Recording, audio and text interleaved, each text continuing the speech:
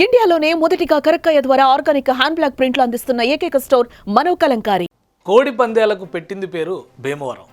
భీమవరం కోడి పుంజులకి పౌరుషం కూడా ఎక్కువే. పందెంలో పాముల కస్సున లేచి సింహంలా ప్రత్యర్థిపై విడుచుకుపడుతుంటుంది. వాటి అహంపై దెబ్బతీస్తే మాత్రం బాగా బలిసి ఊరు మీద పడిన ఆంబోతుపై కూడా కాలు దువ్వడానికి వెనకాడం. అదే పౌరుషం, అదే రాజస్వం రెబల్ స్టార్ కృష్ణరాజులోనూ కనిపిస్తుంది. రెబల్ స్టార్ అంటే సినిమాలో ఆ రెబల్ స్టార్ కాదు, పొలిటికల్ రెబల్ స్టార్ త్రిబుల్. ఆయనే ప్రస్తుత ఉండి MLA, AP deputy speaker Kanumuri Raghuramakrishnaraju.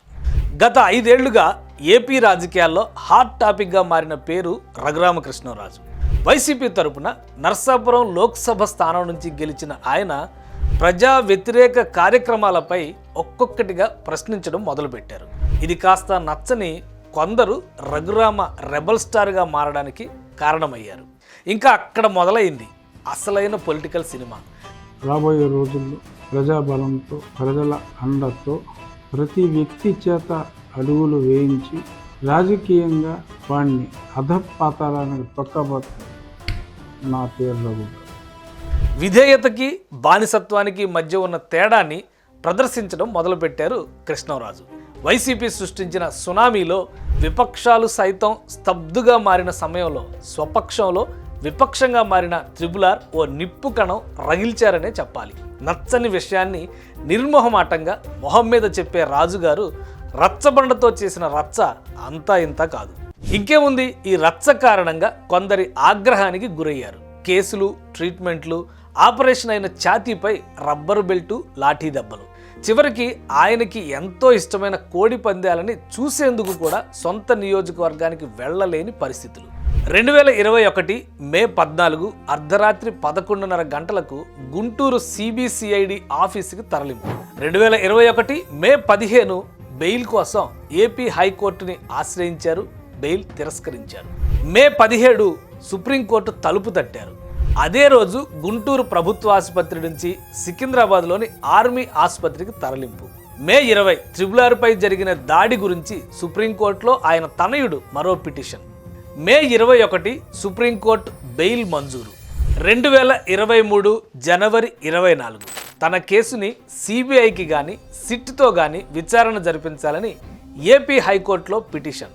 ఫిబ్రవరి 8 సిబిఐతో పాటు కేంద్ర హోంశాఖకి ఆంధ్రప్రదేశ్ హైకోర్టు నోటీసులు. 2024 జూలై 11 వైఎస్ జగన్తో సహా ఇతర అధికారులపై కేసు నమోదు.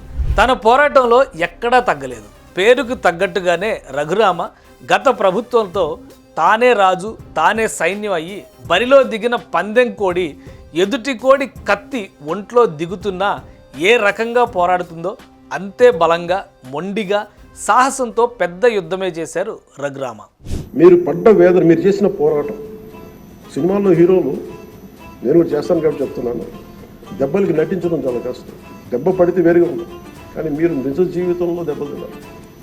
ఎంత శక్తి కావాలి, ఎంత పోరాట పటిమ కావాలి, ఎంత శౌర్యం ఉండాలి, ఎంత ధీరత్వం ఉండాలి. మీకు ప్రభుత్వం వస్తో లేదో తెలియదు, మళ్ళీ వాళ్ళే రావచ్చు, కానీ తట్టుకొని మీరు నిలబడ్డారు చూసారా, దానికి మీకు హ్యాట్స్ ఆఫ్ సార్. వండర్ఫుల్. మీరు ఎలా నిలదొక్కున్నారో, మీరు ఎలా ధైర్యంగా ఉన్నారో అది రాష్ట్రం అందరికీ మమ్మల్ని కోరుకుంటున్నాం.